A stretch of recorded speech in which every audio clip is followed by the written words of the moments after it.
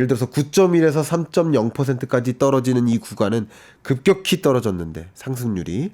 근데 3%대에서는 잘 안 떨어지는 네. 모습이죠. 그래서 이걸 제가 몇 개월 전에는 이 미국의 물가의 흐름을 스티키 인플레이션이 될 겁니다라고 말씀을 드렸죠. 끈적끈적하게 물가가 잘 안 떨어지는 거예요. 3% 미만으로는. 그래서 지금 3%대 물가 상승률을 유지하고 있습니다.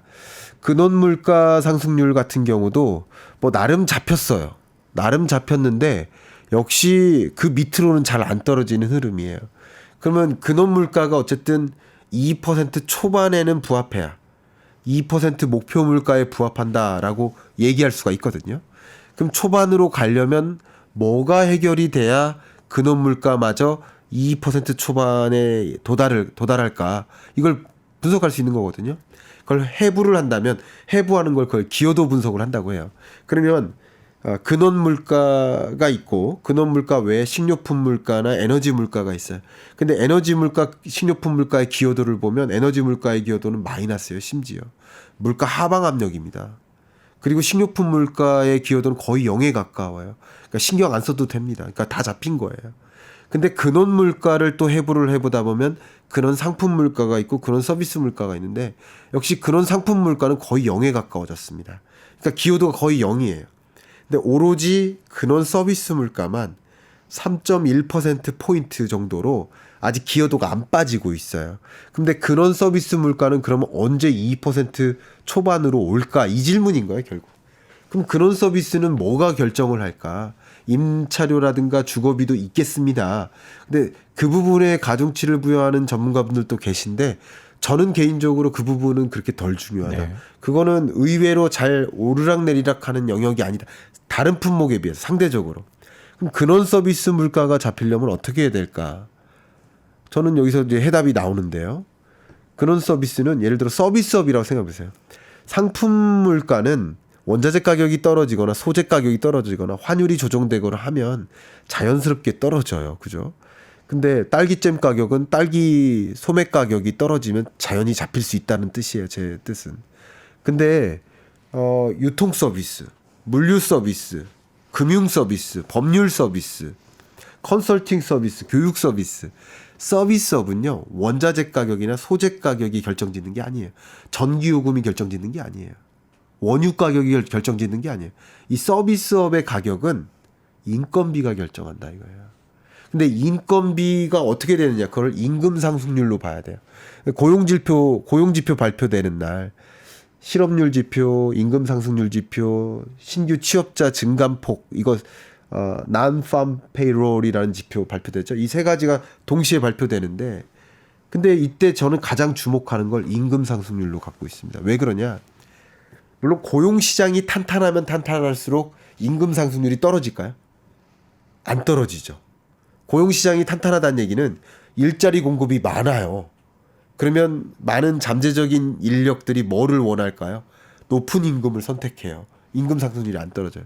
근데 일자리 공급이 몇 개 없어요. 5개밖에 없어요. 근데 300명이 일하고 싶어요. 그러면 최저임금에 해당 5개 중에 가장 낮은 임금 일자리도 다 채워지는 거예요.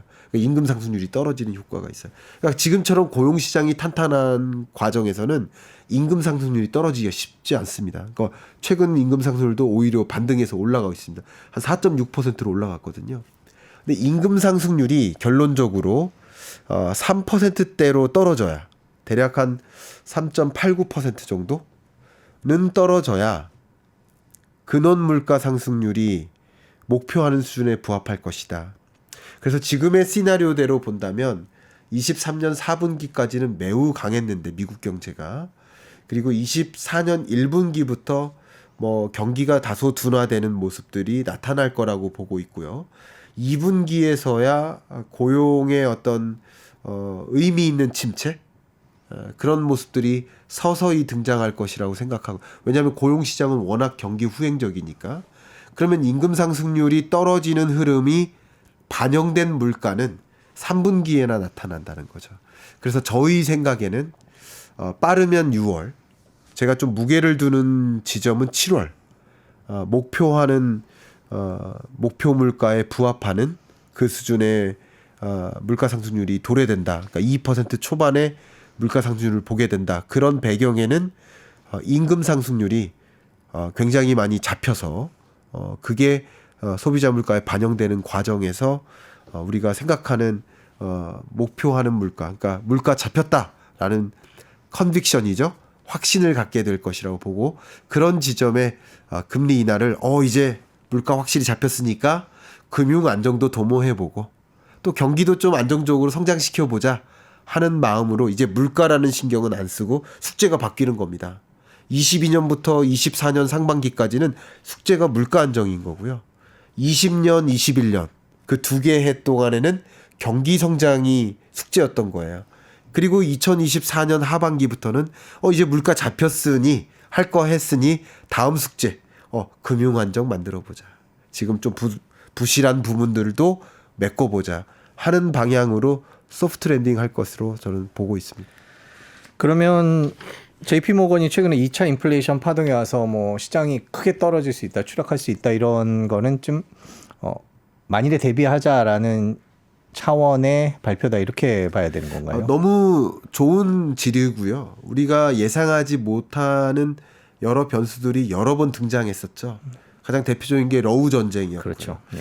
역시 2024년에 우리가 예의주시해야 될 지정학적 그런 긴장감, 이게 어떻게 돌발 변수가 될지는 누구도 알 수 없어요. 그러나 추론 가능한 것 중에 하나가 대만 해협을 놓고 미중 간의 어떤 갈등이나 긴장감, 군사적인 격돌 이런 것들도 있을 수 있고, 혹은 타이완 해협 봉쇄 조치라든가 중동 불안이 좀 확전된다든가, 뭐 절대 그래서는 안 되겠지만 북한에서 도발한다든가 전쟁적으로 한번 침범을 한다든가 이런 문제들을 우리가 배제할 수는 없는 상황이에요. 지금 현재.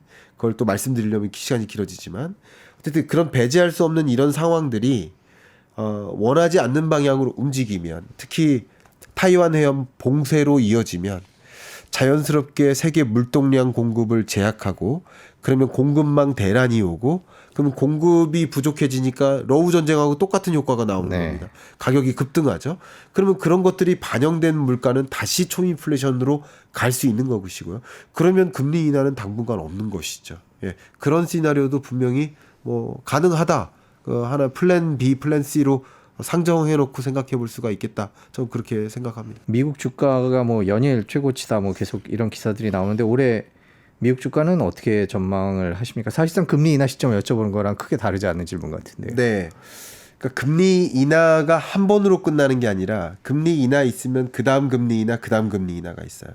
그러니까 어쩌면 지금 금리 인하에 대한 기대감은 첫 번째 금리 인하에 대한 기대감이에요. 그리고 만약에 추가적인 금리 인하가 없는 것으로 기대를 한다. 그럼 금리라는 관점에서는 주가가 더 상승할 여지는 없는 거예요. 근데 이게 마지막 금리 인하가 아니라 예를 들어서 3번 정도의 금리 인하를 예상하잖아요. 그게 기대거든요. 근데 역시 3번 정도의 금리 인하가 있으면 금리 인하 또 끝날 것인가? 그게 아니라 25년에 바톤 터치를 하고서 또 추가적인 금리 인하를 예상하고 있거든요. 기본적으로 이제 완화의 시대로의 전환이라고 그림 그리고, 완화의 시대면 완화의 시대답게 돈을 굳이 은행에 저축해 둘 필요가 없는 시대가 점차 오는 것으로 인지하고 있는 거거든요. 투자자들이. 그만큼 주식시장으로의 돈의 유입은 더 있을 것이고요. 다만 그 미국의 주식시장을 이끌 산업 섹터가 무엇인지를 들여다봐야죠. 최근처럼 AI 반도체가 그 해당 섹터가 미국의 전체 시장을 끌어올리는 역할을 했던 것처럼 그런 어떤 섹터가 미국 시장을 좀 끌어올릴 것인가를 좀 더 눈여겨보실 필요가 있지 않을까 생각합니다.